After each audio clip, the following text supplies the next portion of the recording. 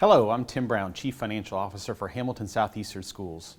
You probably heard us mention Senate Enrolled Act 1, or SEA 1, and you may be wondering what that means for HSE schools. In simple terms, this new state law increases tax deductions, which impacts property tax revenues received by schools. For HSE schools, those changes are expected to significantly reduce the amount of funding we receive from our voter-approved operating referendum over the coming years. In fact, current projections show that HSE could receive $45.1 million less than originally anticipated during the remainder of the referendum's term. That's why the district has placed a replacement referendum on the November ballot. This proposal is designed to help offset a portion of those projected funding losses, not to expand programs or add new initiatives, but to maintain the educational opportunities, student supports, safety resources, and high-quality staff that our families value and expect from HSE schools.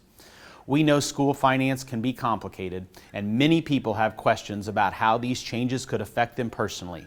That's why we've included a tax impact calculator on the website.